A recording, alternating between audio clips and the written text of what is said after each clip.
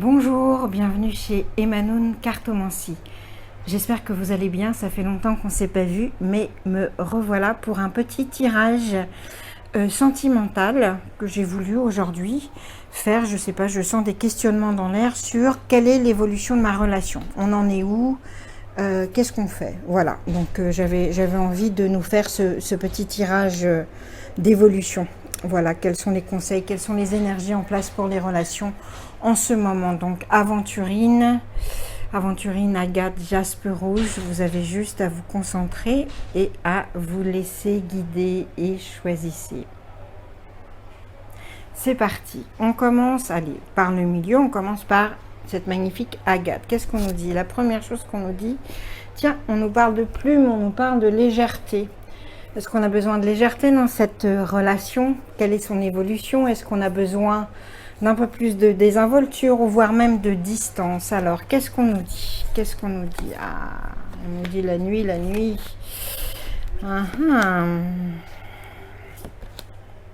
Espièglerie et ça dépend de vous. Alors ici, à mon sens, on a une relation qui est très claire. C'est que c'est une relation où il y a eu beaucoup de conflits.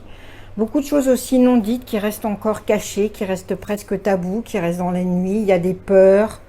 Et on a cette tentation de désinvolture et de distance. Alors, il y a une distance émotionnelle qui est bien à prendre pour peut-être retrouver plus d'indépendance par rapport à sa relation. Plus de liberté, plus de légèreté, se libérer des conflits qu'il y a eu. S'alléger, pourquoi? Parce que moi j'ai le sentiment que on me dit que dans cette relation presque vous considérez maintenant votre partenaire, l'autre plus comme un ami que comme un partenaire amoureux. Il y a certes, alors dans cette relation il y a des choses très très importantes qui sont les piliers, qui sont vraiment la loyauté, la générosité, l'empathie, la stabilité, tout est là, mais tellement que on en est presque dans une relation un peu fraternelle plus qu'amoureuse. Est-ce que ça a été à cause de ces conflits ou de ces choses? Je sens des choses qui ont été vraiment pas dites. Il y a des choses dans la nuit qui sont à dire peut-être. Mais en tout cas, on s'est éloigné. Cette plume, pour moi, c'est vraiment là la distance. On a pris de la distance. On est devenu très désinvolte par rapport à sa relation. Alors, qu'est-ce qu'on fait? C'est quoi l'évolution? Eh bien, l'évolution nous dit c'est le changement. Le changement, là, il y a des changements dans les 3 à 6 mois à mettre en place. Et en fait, on vous dit, les anges vous disent, ça dépend de vous, vraiment. Voilà, c'est toi, là. Toi, tu choisis, en fait, ce que tu veux faire de ta relation. Est-ce que tu veux vraiment t'en éloigner et vraiment traiter ça avec désinvolture, voire frivolité ailleurs?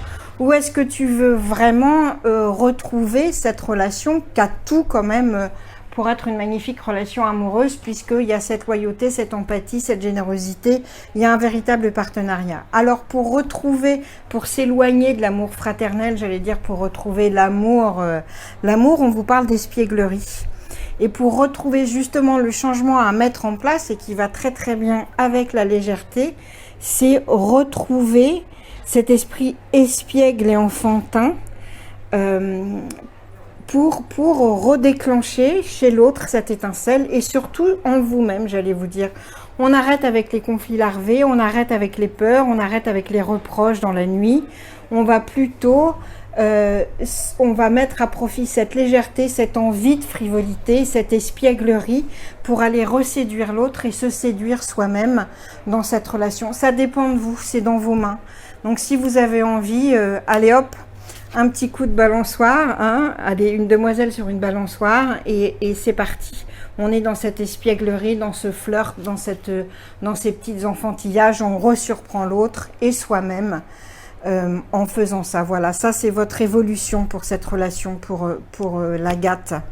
Les changements là, c'est 3 à 6 mois, ça se met en place. Voilà. Donc vraiment, c'est chouette, ça dépend de vous. Alors, on va remettre cette petite carte là pour s'en souvenir. Légèreté, légèreté pour l'Agathe. D'accord? Alors maintenant, le choix entre le jaspe rouge ou l'aventurine.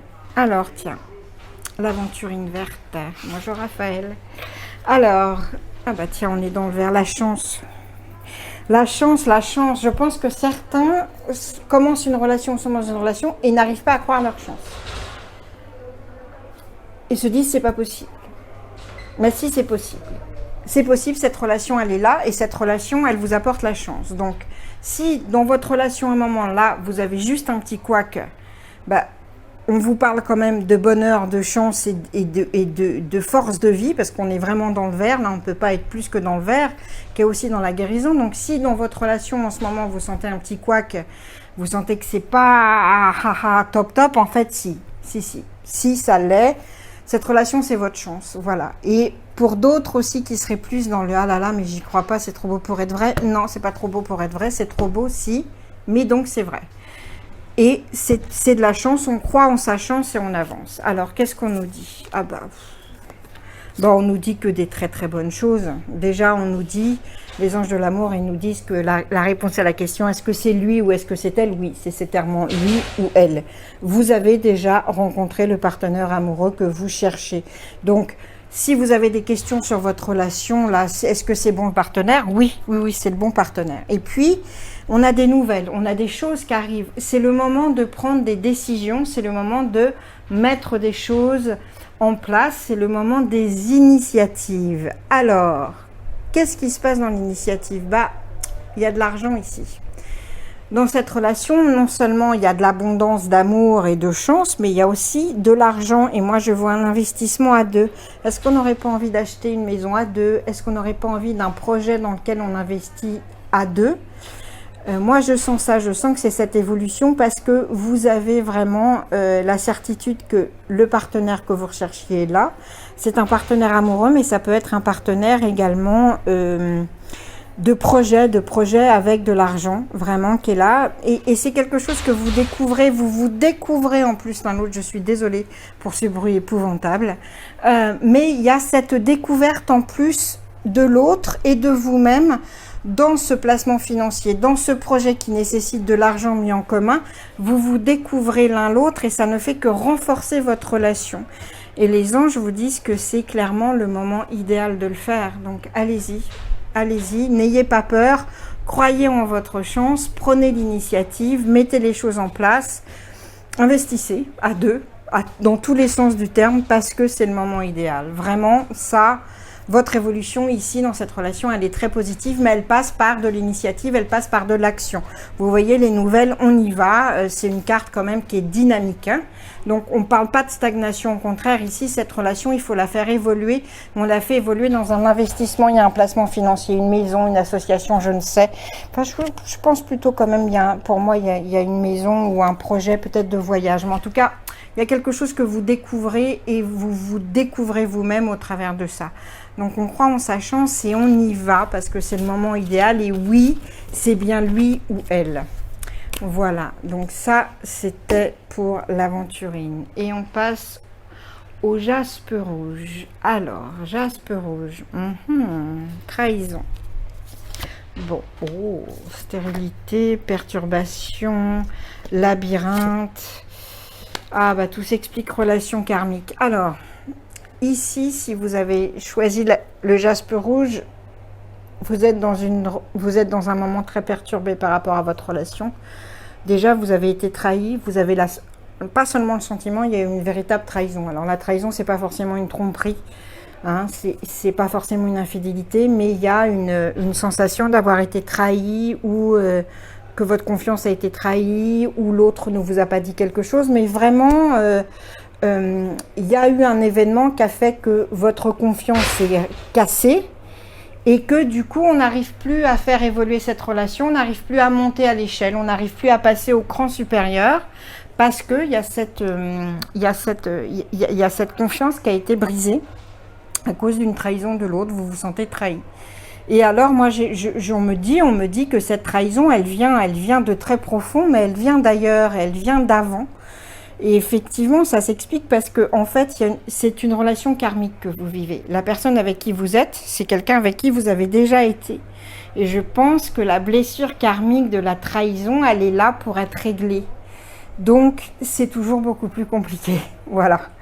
C'est pour ça que là, on vous dit clairement, avec la stérilité et la méditation, La stérilité, ça ne veut pas dire que votre relation elle est stérile, ça veut dire que l'action pour l'instant serait stérile. On vous dit que là, vous êtes dans la perturbation, dans la difficulté d'y voir, dans la confusion.